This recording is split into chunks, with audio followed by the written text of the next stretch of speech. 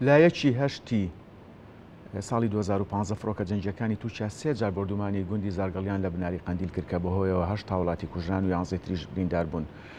بە سوپاسەوە گفتوگۆی ئەم بابەتە لەگەڵ بەڕێز محەممەد وەرتێ لە سۆرانەکەم. کاک محەممەد بەیانیت باش. عفو کاک شەماڵ بەیانی باشتر باشتر زۆر سپاس من شەماڵ وەرتیمە بورایی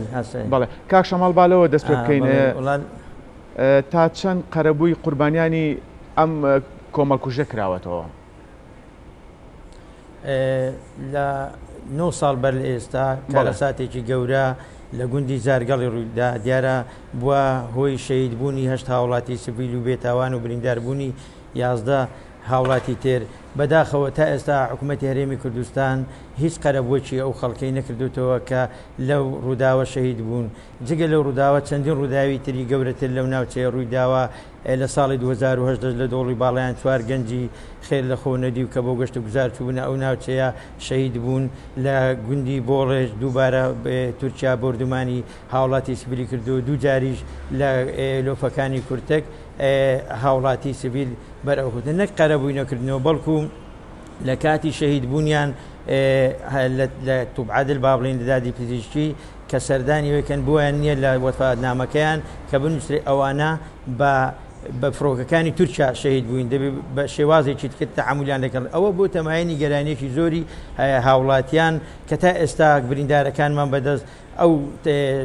فڕۆکەکان کەو فڕۆکانە کە بردمانی ناوچەیان کردووە ئەو بریندارانە وەزعیان خراپە نایانتوانی و چارەسەریان بکەن بەڕێیان بکەن بۆ دەرەوەی وڵات کە پێشتریش کاک حەمەدەمین گوێم لە دەنجی بوو کە چەندین نەشتەرگەری پێویستە لە دەرەوەی وڵات بۆی بکرێ بەڵام بەداخەوە حکوومەت بەهانایان و نهاتووە. بەڵێ کاک شەماڵ لەو بارەی و هیچ یادداشتێکتان پێشکەش بە حکوومەتی عێراق کردووە؟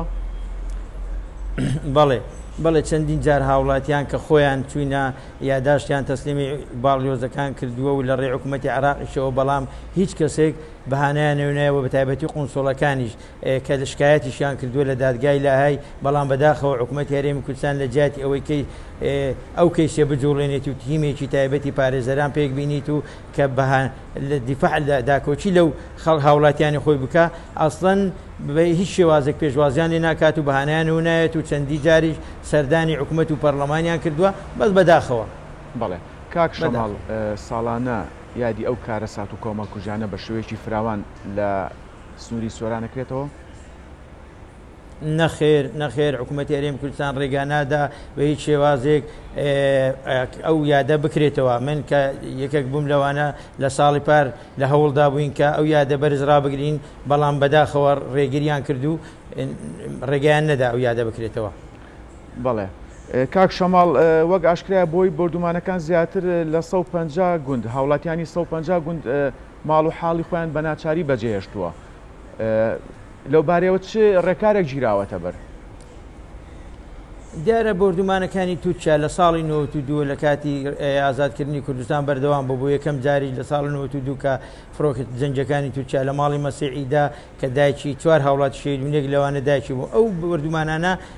بەردەوامن یعنی بووتە هۆی چۆڵکردنی 150 گوند لە هەرێمی کوردستان ئەوەش زەختێکی زۆری دروستکردێ لەسەر شارەکانی بە تایبەتی سۆران و ڕانێک کە گەنجێکی یەکجار زۆر بێ ئیشە خۆشتان ئاگادارن کە ماوەیەکی زۆرە گەنج کە دانامەزرێت و ئەوانە فشارێکی گەوری دروستکردی هەم لە ڕوویداراییەوە کە دێتە شاری سۆران کرێی خانیان پێنادری خانوویان دەست ناکەوێت و گەنجەکان بێ ئیژمانە چکە ئەو گوند نشینانە لە شوێنەکانی خۆیان خەریکی ئاژەڵداری و کشت و کاڵ و هەنگن بۆ بەخێوکردنی بژێوی ژیانی خۆیان بەڵام بەداخەوە وای ئەو فڕۆکە جەنگیانە و تورکیا وای کردووە کەوانە هەموو ئاوارە بن و بەبێ ئیشی بمینەوە لە شارەکانی سۆران و ڕاپەڕین. بەڵێ کاک شەماڵ وەک ئاشکرا لە ئێستا بردومانی فڕۆکە جەنگیەکانی تورکیا بەردەوامە لە ناوچە سنووریەکان لە ئێستا دەڕەوشی ئەو گوند نشینانە چۆنە؟ ڕەوشی ئەو گوند نشینانە زۆر خراپە بەڵێ خەڵک لە دڵ ڕاوچێدایە بۆ نمونە ئەمن گوندێکی بناری قەندیل وەرەگرین گوندی زارگەڵی ئێستا گوندی زارگەڵی بە تەواوی چۆڵ کراوە نە بنکەی تەندروستی لێ نە خوێندنگای لێ خەڵک چی بکە خەڵک ناچارە کە ڕوو لە شارەکان بکە بەڕاستی کارەساتێکی گەورەیە پێویستە حکوومەتی مرکزی عێراق و حکوومەتی هەرێمی کوردستان بێتە دەنگ لەسەر ئەو بابەتە ینی بەڵام حکوومەت هێرم تا ئێستا بەیاننامەیەکی دەرنەکردووە لەسەر ئەو وەزعیکە لە بناری قەندیل و بابڕین لە بادینان و برادۆز دەگوزار ئێستا بۆ نمونە تورکیا ئەوە نزیک بوو لە قوڵای چەندین کیلۆمتر هاتوتە ناو خاچی هەرێمی کوردستان لە برادۆست و لە بادینان خۆشتان ئاگادارن. بەڵێ کاک شەماڵ دوای بەردومانکردنی گوندی زارگەڵی سکاڵا دژی حکوومەتی تورکیا لە دادگای لاهای تۆمار کرا ئەمە چی لێ هاتەوە ئەم پرسە هیچ ئەنجامێکی نەبوو؟ بەڵێ تازەش پێش ساش باسم کرد بەڵێ سکاڵایە لەلایەن هاوڵاتیان تۆمارکراوە بەڵام بەداخەوە نە حکوومەتی عێراق نە حکوومەتی هەرێم پشتگیری ئەو هاوڵاتیانێک خۆیان ناکەن و بۆ ئەوی ئەو کەیسە بجۆڵن پێویست بوو حکوومەتی هەرێمی کوردستان تیمێکی باش لە پارێزەران ڕاستپێرێ کە بۆەوەی بتوانین ئەو کەیسە بجۆڵێنین بەڵام هیچ شتێک تا ئێستا نەجۆڵێنراوە بەداخەوە. بەڵێ کاک شەماڵ من دوا پرسیارە ئاراستاکەم بەهۆی بەردومانەکانەوە کەشتی گەشتیاریش زیانێکی زۆری بەرکەوتووە کەتی گەشتیاری لە ناوچەی سۆران چه هەنگاوێ گیراوەتە بەر بۆ ئەم پرسە بەڵێ دیارە ئەو ناوچەی بناری قەندیل ناوچەیەکی گەشتیاریە بەڵام بەعوکمی ئەو بەردومانانێک کە ڕۆژانە بەردەوام دەکرێت و خەڵک ناتوانێت ڕوو لەو ناوچانە بکە بە تایبەتی ئەمن نمونەیەک لەسەر وەرتێ وەرەگرم کە وەرتێژ ناوچەیەکی گەشتیاری لەوێ نزیکە خەڵک لە دڵە ڕاوچێ دەژیت کە ڕۆژانە فڕۆکە جەنجەکانی تورکیا بەسە ئاسمانی وەرتێ و باڵەکایەتی و بناری قەندیل دەسوڕێنەوە و چەندین جار بەردومان دەکەن کە دەنجی ئەو بەردومانەش دەگاتە هاوڵاتیان و هاوڵاتیان لە دڵە ڕاوچەیەدا دەژین و بۆیە ئەوە بوویتە دڵە ڕاوچەیەکی گەورە ناو خەڵک. بەڵێ بەڕێز شەماڵوەرتی لە سۆران سوپاس کاتی خۆت بە ئێمە بەخشی. زۆر سپاس بۆ ئێوەی بەڕێز سپاس.